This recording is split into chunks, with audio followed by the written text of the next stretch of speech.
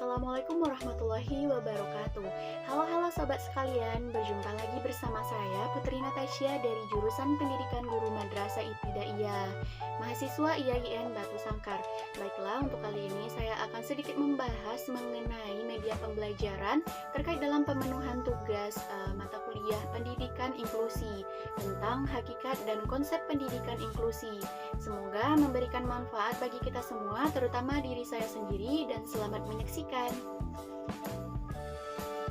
Nah, yang pertama, ada konsep pendidikan inklusi. Definisi pendidikan inklusi. Pendidikan inklusi adalah pendidikan yang menyertakan semua anak secara bersama-sama dalam suatu iklim dan proses pembelajaran dengan layanan pendidikan yang layak dan sesuai dengan kebutuhan individu peserta didik, tanpa membeda-bedakan anak yang entah berasal dari latar suku, kondisi sosial, kemampuan ekonomi, politik, keluarga, bahasa, geografis, atau keterpencilan tempat tinggal, jenis kelamin, agama, dan perbedaan kondisi fisik ataupun mental. Kemudian ada pula manfaat pendidikan inklusi. Yang pertama ada bagi siswa, yaitu meningkatkan pemahaman terhadap keberagaman, sikap empati, saling menghormati, mengurangi stigma dan labeling terhadap anak berkebutuhan khusus atau ABK, meningkatkan sikap kolaboratif. Kemudian bagi guru, yaitu menambah pengetahuan dan kemampuan, sikap empati, terjalin komunikasi dengan ahli berbagai bidang. Kemudian ada karakteristik dari pendidikan inklusi ini, yaitu keberagaman, fleksibel, dukungan, kooperatif, partisipasi, kehadiran bersama, pencapaian, adaptasi, dan penyesuaian. Selanjutnya ada ciri sekolah dari pendidikan inklusi ini. Yang pertama, ada beragam siswa dengan segala perbedaannya, termasuk siswa anak berkebutuhan khusus. Yang kedua, adanya layanan pendukung. Yang pertama, guru kelas atau guru mata pelajaran yang bersifat kreatif, inisiatif, mengerti dengan karakteristik anak. Kemudian adanya guru pembimbing khusus atau GPK, yaitu jembatan guru kelas atau mata pelajaran dan anak. Selanjutnya adanya pusat sumber, yaitu sumber informasi, asesmen, konseling, dan peningkatan kapasitas. Selanjutnya ada keterlibatan masyarakat, entah itu dari komite maupun orang tua. Selanjutnya yang ketiga adanya lingkungan fisik sekolah, yaitu yang mudah dijangkau, bangunan yang memberikan kegunaan, kemudahan, kemandirian, keselamatan bagi setiap penggunanya tentunya. Kemudian adanya lingkungan sosial sekolah yang nyaman, ramah, menyenangkan, menarik, memudahkan, saling mengupayakan bantuan, saling memberikan peluang berhasil, dengan melihat setiap perbedaan bagi siswa itu suatu hal yang wajar untuk dirangkul, bukan malah ditinggalkan atau diejek. Kemudian selanjutnya ada landasan dari pendidikan inklusi. Yang pertama adalah landasan filosofis yang tercakup pada pandangan universal, Bhinneka Tunggal Ika, dan pandangan agama. Kemudian ada landasan pedagogis yang tercakup pada pasal 3 Undang-Undang Nomor 20 Tahun 2003, yaitu membahas tentang sistem pendidikan nasional.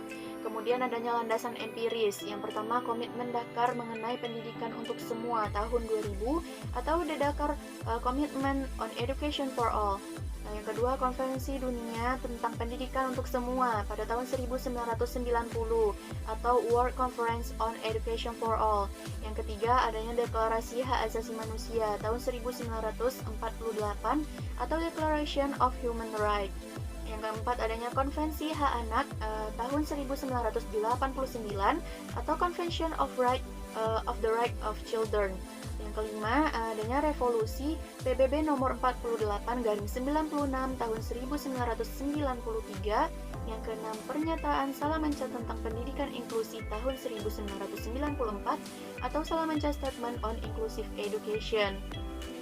Yang ketujuh, adanya deklarasi Bandung tahun 2004 dengan komitmen Indonesia menuju pendidikan inklusif. Kemudian adanya landasan yuridis yang meliputi yang pertama adanya surat edaran Dirjen Dikdasmen nomor 380-C6-MN-2003 tanggal 20 tahun 2003 perihal pendidikan inklusi. Yang kedua, Undang-Undang Nomor 20 Tahun 2003 tentang Sistem Pendidikan Nasional. Dan yang ketiga, Undang-Undang Nomor 39 Tahun 1999 tentang Hak Asasi Manusia. Yang keempat, Undang-Undang Dasar 1945 Dan yang kelima, Undang-Undang Nomor 4 Tahun 1997 tentang penyandang cacat. Dan yang keenam, Undang-Undang Nomor 23 Tahun 2002 tentang perlindungan anak. Dan yang ketujuh, ada Peraturan Pemerintah Nomor 19 Tahun 2005 tentang Standar Nasional Pendidikan. Dan yang kedelapan, Peraturan Menteri Nasional Republik Indonesia Nomor 70 Tahun 2009. Selanjutnya, adanya prinsip pendidikan inklusi. Yang pertama, prinsip keterarahan, di mana guru harus menentukan tujuan pembelajaran secara tepat dan menggunakan strategi pembelajaran yang tepat pula agar tujuan tersebut tercapai. Kemudian adanya prinsip motivasi, di mana guru hendaknya selalu memotivasi siswa agar selalu bergairah dalam belajar. Kemudian adanya prinsip latar atau konteks, di mana guru menjelaskan materi dengan menggunakan contoh di lingkungan sekitar siswa, yaitu berupa contoh nyata. Kemudian adanya prinsip hubungan sosial, di mana guru harus mengupayakan pembelajaran yang interaktif untuk menggalakkan interaksi siswa dengan guru maupun siswa sesama siswa. Kemudian adanya prinsip belajar sambil bekerja, di mana guru memberikan kesempatan kepada siswa untuk melakukan percobaan dan menemukan hal baru selama pembelajaran. Kemudian adanya prinsip individualisasi, di mana guru mengupayakan agar peserta didiknya ini mampu mandiri setelah dilakukannya pembelajaran.